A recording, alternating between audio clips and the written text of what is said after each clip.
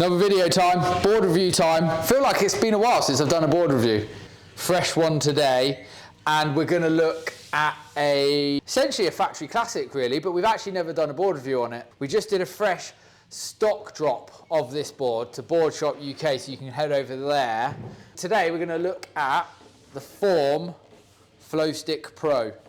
I would call it the original channel bottom twin pin in the UK. The only reason I say that is I'm definitely not the first shaper who did a twin channel bottom at all. But when we bought this board out, there wasn't many on the market. I don't think Board Shop was selling any. And I'll give you a brief story about it. So me and Stokesy, he used to ride for my brand Forth, and he was a sort of avid thruster surfer. And we started experimenting with twin fins, and I could see that's where he was going. And I was trying to keep him in the box of models that we'd sell on Forth. And I was like, dude, you've really got to just surf what you want to surf. You know, let's do another brand. Let's do something that you want to do. He started exploring twin fins and mid-length. We came up with these three main models for Form, and one of them, which was basically his favourite, was the Flowstik Pro, and he kind of used it almost like a step up, or just a fistral board I'd call it. He'd use sort of nuggier, smaller boards like the Adapt and stuff in small waves, but as soon as the waves got a little bit of size, he'd be jumping on this board. And I, at the time, had got my hands on stuff like the, I can't think of his name, Simon Jones Fiji, Morning of the Earth surfboards, things like that, and been really interested about them. What I found with those boards is they needed a little bit more juice to get them going. They had very, very deep channels, and they were kind of like stiffly set up, and I thought, well, a UK version would maybe be a little bit rounder, have the fins a tiny bit further up the board,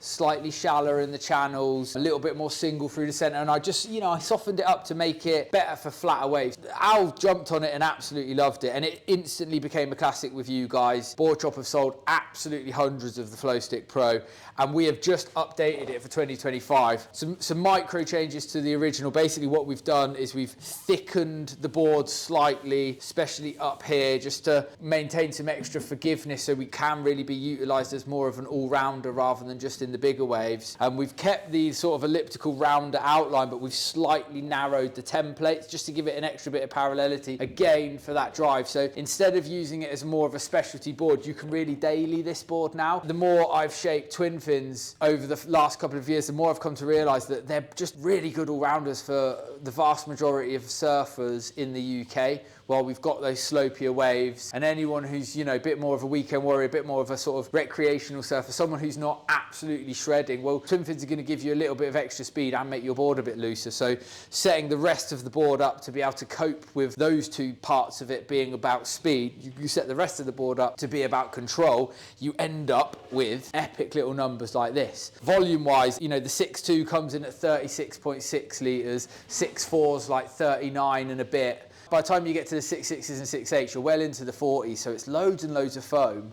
It's just become an easy to surf board for a lot of different surfers. Alan still surfs it. You can see the other previous videos where he surfs it. We've had sort of relatively new surfers surf it. We've had older surfers surf it. We've had short boarders who want to get a mid-length jump on it. It's just a popular board for everyone. So I thought we should really respect it and get a video going on it so I can give you a bit of a deep dive. Firstly, starting with the outline, elliptical. In my head, you can kind of tell it's a Lucar outline, really. It's elliptical, but I'm trying to get the most amount of balance I can between parallel rails here for forward drive and then dropping down into the curve so it will maintain an easy sort of flowing pace around a turn. So you don't have to be going really, really fast to turn it. It's not a super stiff board. I want it just to feel nice and soupy and really pivot off those back fins. Pulls into a nice pintail, so it will cope with speed. Most of the time in smaller waves, you might be surfing it with your feet slightly higher up the board and just gaining speed down the line, a bit more front-footed, and then when you're sort of on better waves, dropping that foot back a bit and really getting that pivot off the fins works really well in conjunction with that sort of pulled-in tail you've got going on there. The rocker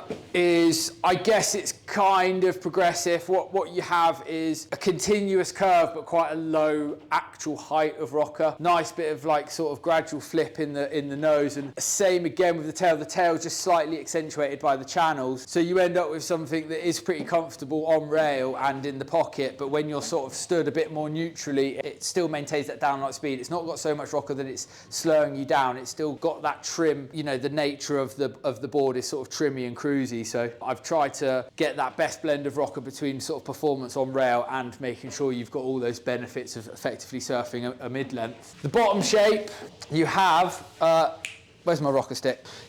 You've got a very, very slight V entry, which means I can accentuate the rails out of the water slightly with that lower rocker, if that makes any sense. If I have single and have the same height rocker, the single will pull my rails down a little bit. So just having that V just gets these rails out of the water a little bit earlier, so you can just cruise and turns and not get stuck and maintain that curve through the rocker. And as it drops down into the middle, you start creating a single concave through here. That single maintains all the way through till the first channel X's the rail, and then you have V behind that last channel.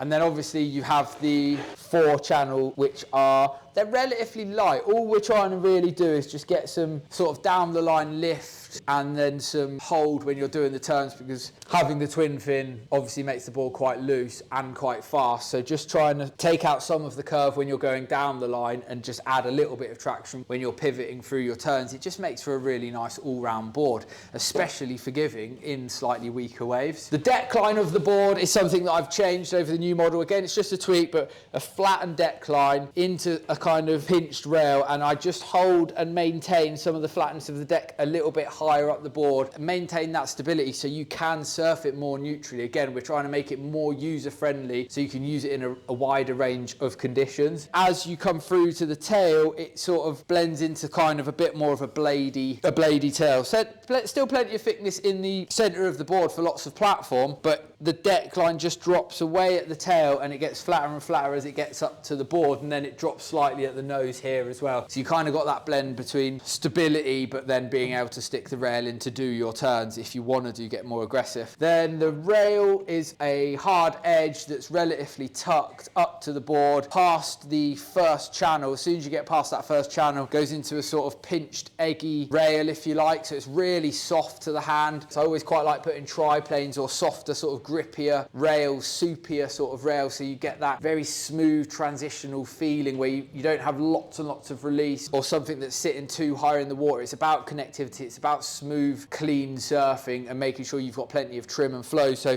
it does tuck quite nicely. But when you feel the rail in your hand, there's a bit of meat there, you know, and that's basically so that when you do send it on a rail, you're not burying it into the water. It's nice and responsive, but it also does give you a bit of kickback through your turn, so it's not so loose that it's uncontrollable. You can give it a bit of beans and be a bit more aggressive through your turns, which is a combo that I really like. And all the good twin fin sort of mid-length boards that I see, they always have that little trick of just having the rails a little bit thicker. Fins, standard twin fin. I personally love uprights in channel bottom twin fins. I don't argue with people if they like a more keeled fin. I just think that the uprights give it a nicer amount of pivot. You can push them a little bit harder, and you've got loads of drive anyway from the board and the fact that it's a twinny. So something like the Pangs, if you're slightly heavier in the FCS2 range, or if you're sort of average weight, that Mick Fanning's are really, really nice in this board. And then if you're slightly lighter, something like the MR, a little bit more pinch in the tip, a little bit more pivot, are really, really good for this board as well. So that is essentially a go-through of the key fundamentals of the design that makes the Flowstik Pro. In terms of who it's for, it's an everyone board.